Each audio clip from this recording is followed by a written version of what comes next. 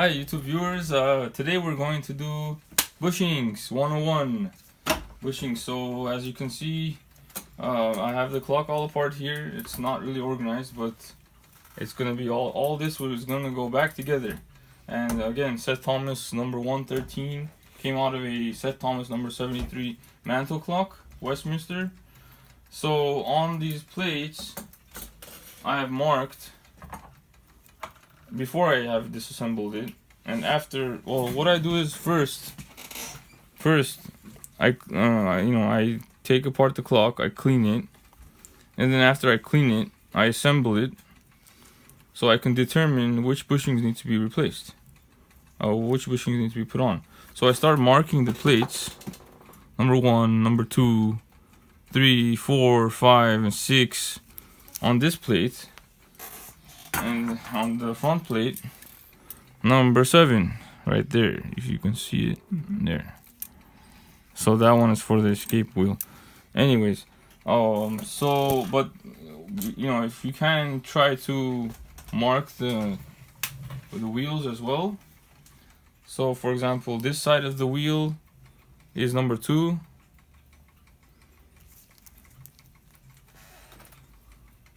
Okay, let's go with another gear here. For the center shaft wheel, hand shaft wheel, that's number 3.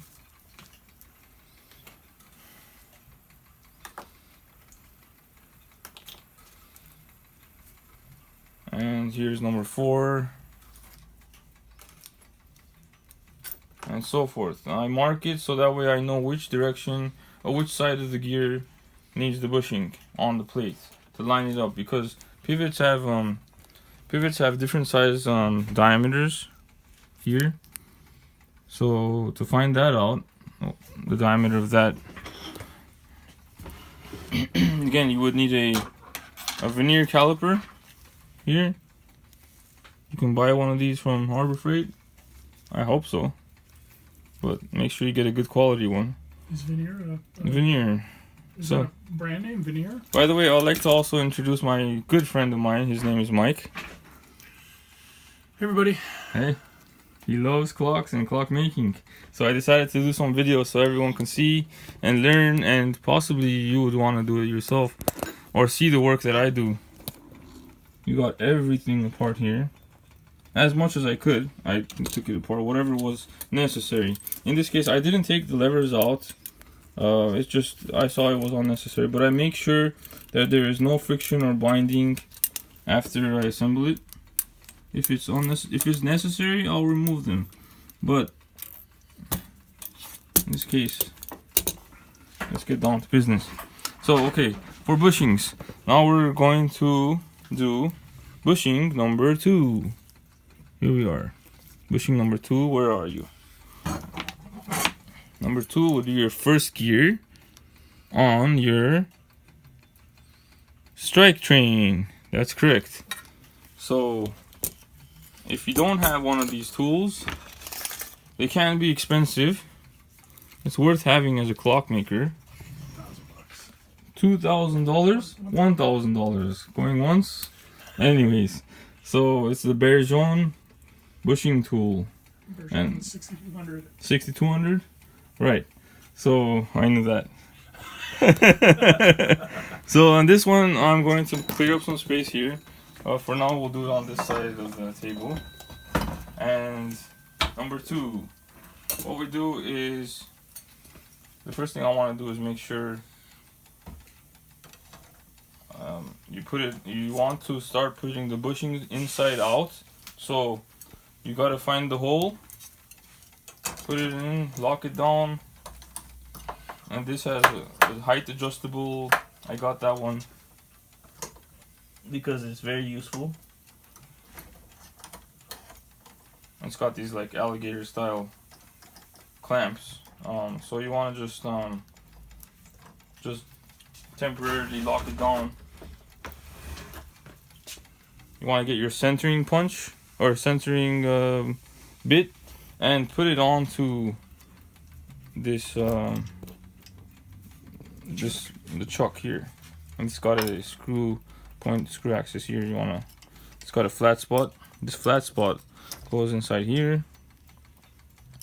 It's a set screw. Set screw. We'll lock it down. Put it. Make sure you center it. Then, as you're centering it, hold this down. Tighten the start. You're inside from inside out. So you want to start tightening these, right? Tighten those. Tighten the bottom one, which doesn't allow it to move back and forth. Make sure you tighten your height adjustable set screws, and then of course your outer screws to make sure they're tight. Really tight and make sure. So now this thing's not going anywhere, and the center. Then what you want to do is measure the first gear, number 2. Where do you go? There you are. So zeroed out. Make sure we are at 1.43 millimeters. 1.45. It doesn't really matter the 0.002. Oh, okay. So 1.45. You might want to start with a 1.5 millimeter or a 1.6. So I have my bushings all organized here in little tiny compartments, which you can buy from Time Savers. And what I did was I wrote on there the number circled is the number for the KWM. I always like to start with KWM bushings, and then the reason why is Bergeon bushings are oversized, and we'll go into that later. It's not necessary to start with a Bergeon. KWM is smaller. We don't want to drill a large hole when you can't start with a small one. So in this case, the 1.6 on the container, you can see here 1.6 is your outer diameter. Your inner diameter, the size of the where the pivot's gonna go inside. The 1.6 is the inner diameter. 1.5 is the height of the plate. The thickness of the plate. Right, sorry. Thickness of the plate. You want to measure that like this. So what do we have here? We have a 2.4 millimeter. So I'm going to use the 2.0s because that's what I have, and that should be sufficient. Use the tweezers so you can get it, otherwise it's hard to get to. This one is a 1.6. I'm going to try it out on the gear, the first gear.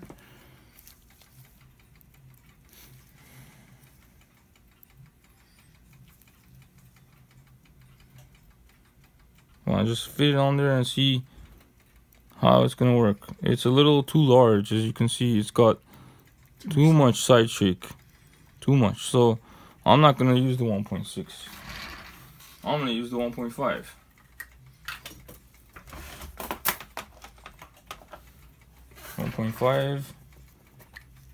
Here.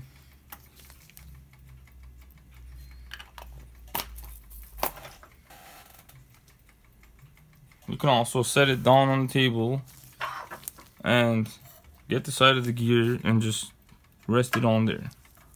Make sure it doesn't fall off. And there. So this one fits, and looks perfect. Now, what you do want to do is, again, get your vernier caliper, zero it out, measure the outer diameter of the bushing. We're at 267. So that means you need to start off with your 247 cutter and then finish off with your 268 cutter, but you might want to back off just a little bit because it might be a little too big. It'll get in there a little too loose. So 247, back to the set screw here.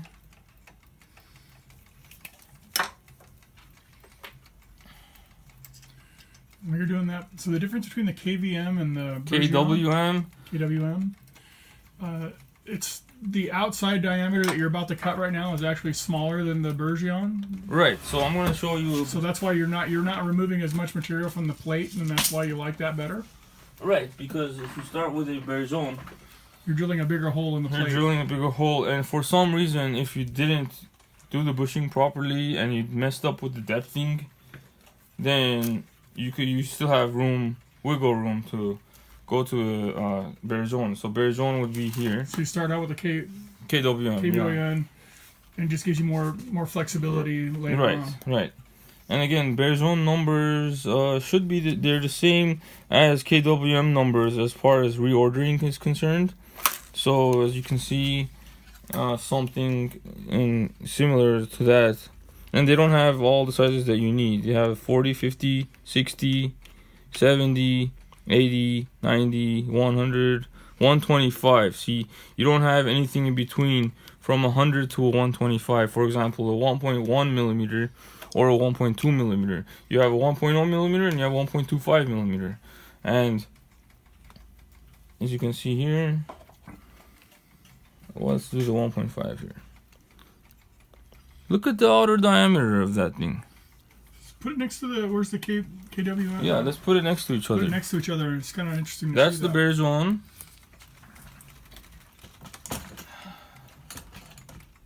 And here's the KWM. You see the difference? Yeah. Let's measure the difference. 345. That means you have to take more material out and you have no room for error, and they're more expensive. This one's 267. So now back to the drilling. We put the reamer in there, the 247 reamer, which is 2.47 millimeters. Now you want to hold the handle, push down, hold the tool, or mount it to your table, however you want. You want to start, drilling away.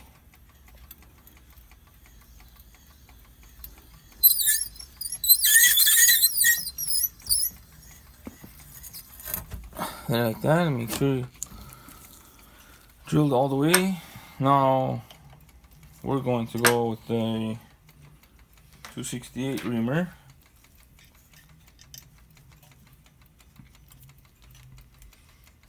The 268 is the final size, right? Final size. Now, if you do want to back off, you can, but you want to get as close as you want to get it to be tight in there. You want it to be loose, so you don't want to keep drilling the thing. Take less material out. Otherwise, the bushing will get really loose when you want it to be tight. Again, tweezers. Now look, this is the critical part. This is the inside of the plate. This is the bushing. The bushing has a flat spot. The flat part goes on the inside of the plate. This side is beveled. That's your oil sink right there. That goes on the outside. That goes on the outside. So you want to put it upside down. But before you put it in there, you got all this burrs here. You got the extra, the material there. So one, there's a few things you can do. One, you can get the hammer or the pressing reamer. I don't know what you call it. And you can just hammer it down a little bit. And now the material is flat. But you can also, it's also a good idea to maybe use a larger reamer, like one of these, to kind of just deburr it with your finger, not too much. Or you can use your countersink set. This is a countersink set. This is what creates your oil sinks. So we're gonna use the countersink and just gently, like that, not too much, just to get it nice and clean surface here. Deburr. It doesn't bite into the deburr. It doesn't bite into the bushing. And when you put the bushing here, like so, it's a good idea to use your tweezer and put it on there so it doesn't fly or pop out. And as you're doing that,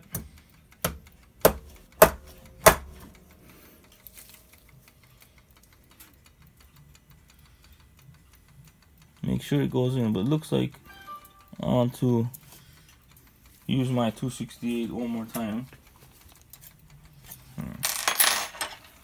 Woo, almost.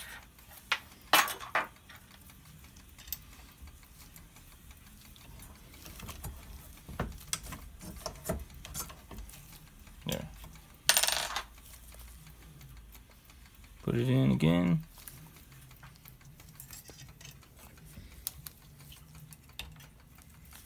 Hold it down so it doesn't pop out, and then just push it until it's nice and flush in there. You don't want it to be sticking out, otherwise you'll have end shake issues. Okay, let's put this away.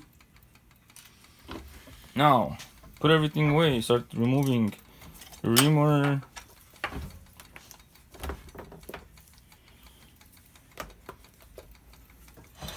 There we go. Okay. Loosen from the outside first.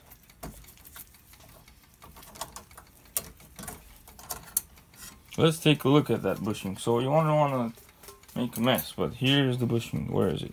Number 2. You can see it. It's nice and clean press fit. There we go. But now, before we assemble the clock, you want to get your number 2, your this side of the gear that we labeled it number 2, and just rest it inside there and see how it fits. Does it have side movement? Does it have any, does it freely spin? Does it bind? If it binds up and down and does not want to go inside, or does not have any wiggle room, then you're gonna have issues with end shake. So what you would then want to do is buy yourself one of these cutting and smoothing broach set. Cutting broaches. Where are we? There we are. There's small cutting broaches. And finish off with the smoothing broach. Where you are. There, smoothing broach. So you would want to gently use a pen vise. Here's a pen vise. Different size pen vices. So then you would want to first cut it a little bit. So you put your broach in there and you cut it a little bit. Not too much. Just do it a little bit at a time and check it. If you need to, a little bit more. Then, after you clean off all that debris, the metal particles, you need rodicle. This is called rodicle. Just a little bit. It's kind of like putty. It's like almost like rubbery clay. That's what it is. And then you want to stick it, the clean piece of rodicle, inside here, and that way you get all the brass metallic particles out. Alright. At the end, we're going to use alcohol to clean up all those numbers on the gears and on the plates. So that's how you put a bushing in. And I'm going to do all the other ones pretty much. 6 more. So I don't want to bore you with more, but if you like, we can do one more. Yeah, let's do number 3. And you can do whatever one you want to do first, but make sure you get all this stuff out of the way. Sometimes there will be these legs, these feet that will be in the way. You want to remove it as much as possible so that way it fits into your tool. We're gonna do number 3 real quick. This is your anvil or whatnot, resting bit here. And so as we're doing number 3, we're gonna adjust it here again. Right, center it. And also it's a good idea to make sure it's level. Here is level, bubble level. You want to check it to make sure it's leveled front and back, so you don't do it incorrectly. So as you can see, it's level. So then get your centering punch again, centering bit, put it on there, adjust it like so. Tighten the bottom, then the inside. Okay.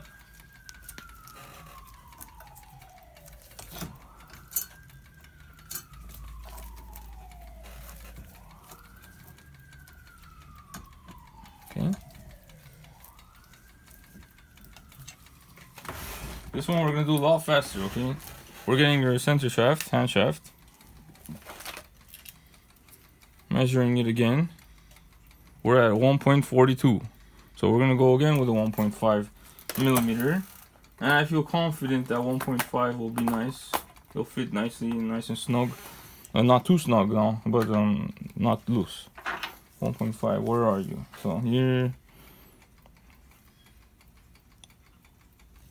we go again.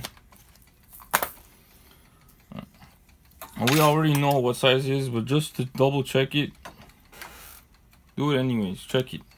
267. So that's you already know your two reamers, your most popular reamers. I use these reamers like so often. 247.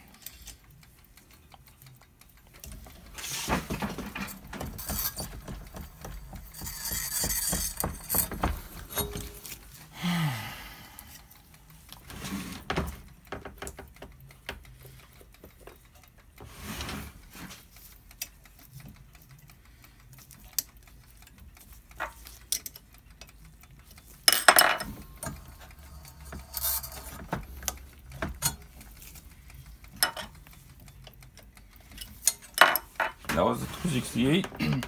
Now we're gonna use the press fit tool bit.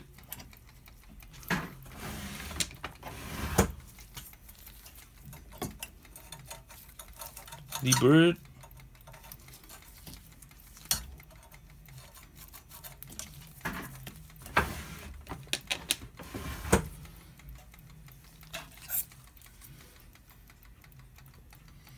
Get your bushing again. Make sure you choose the correct side, the flat side on the inside of the plate. Rest it in there. Put your tweezer over it and just, that's it. Make sure it's flush in there, and that's it. Now we're gonna check the end shake before we assemble it.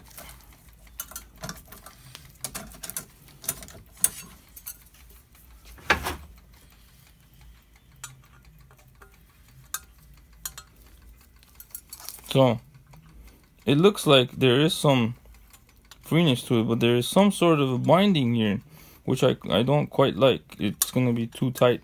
The tolerance isn't that much. So what I'm gonna show you this time is how to make the bushing fit properly. So we're gonna get the cutter, and what you can do is you can also measure the cutter at the end, this round part of the broach. This is the cutting broach. Measure the round part. We're at 2.13. You don't want to go too large. Now we have different size broaches. We got, you know, big smoothing broaches here. We got big cutting broaches. But if this isn't gonna fit, there's no point in using a large one. But it doesn't quite matter. You want to make sure it fits in there and doesn't fall through, and it fits through there. Okay, let's get a pen vise. All right.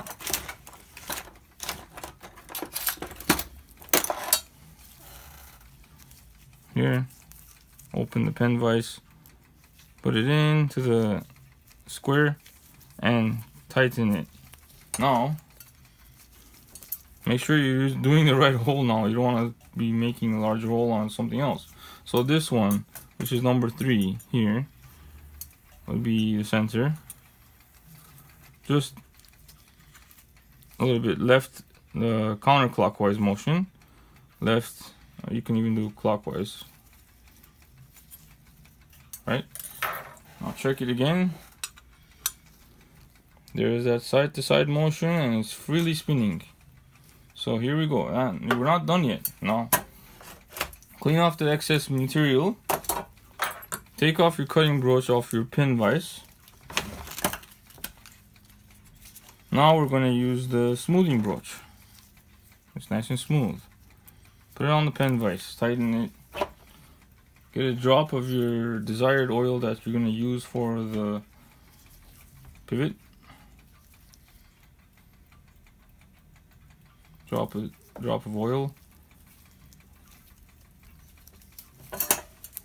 And now we're gonna, this is very important, you want to go counterclockwise. Oh, this one doesn't fit, see? Wrong size.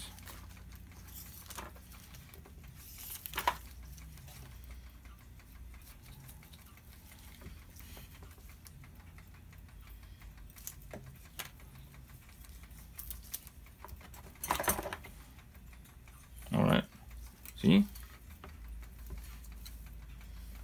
Counterclockwise, you feel it's loose and it starts getting really tight. That's it. Now clockwise will loosen it. Okay? Again, back to your Rodico. Piece of Rodico right here. Clean it up. Or you can use that, I forgot what they call it. It's like a really hard type of wood. It's sort of like a toothpick, but anyways. Basswood? Hmm? Basswood? No, it's something else. But anyways, I'll remember it later. So yeah, you want to kind of stick it in there and kind of get all that excess metal out, the brass out of there. Now, that's it. That's how you do it.